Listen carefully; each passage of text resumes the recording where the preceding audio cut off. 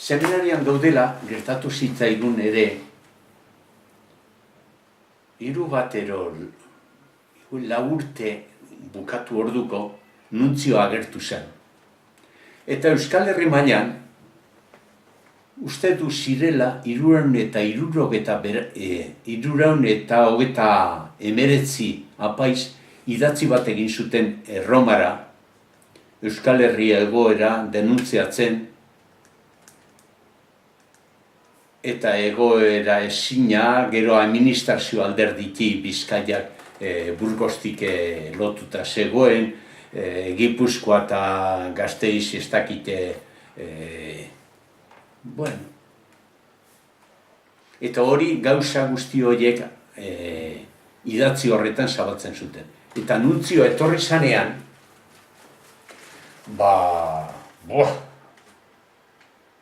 nuntzioa da, Erromako enbajadorea estatu mailan.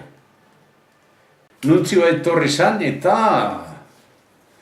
mesa bat egin eta mesa denporan sermoa bota zuen, kristona bota zituen. Idatzi hori firmatu zutenei.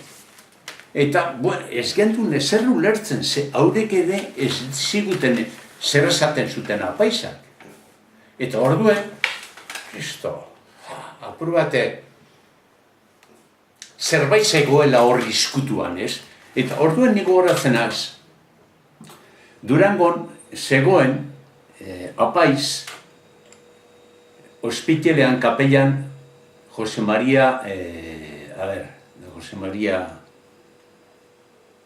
nunbaiten apuntatu dut, hemen,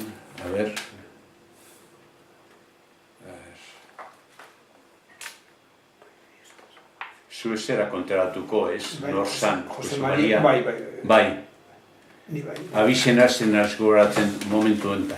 Eta nik banekian zeuzan PNV-ko apuro, baina PNV-koa oposizioan zegoen ondo hartuta gauzak.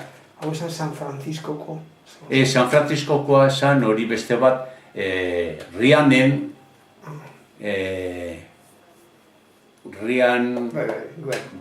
Gero, don Jose Maria. Jose Maria, baina non baiten,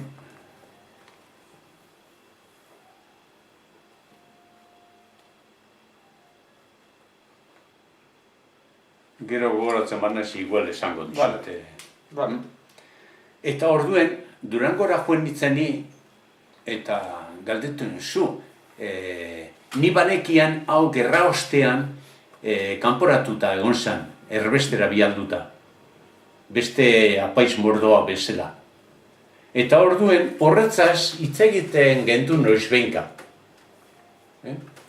Kontuak Eta joan nintzen beraren ganat esan niozu, hane honta hau, eta bai, ni firmatzailea nahiz horrena.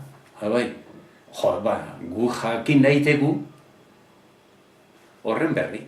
Eta orduen egin ginen idatzi horren jabe egin nintzen, eta seminariora eraman, eta izkutuen konfiantzasko jenteen artean banatu gendun hori.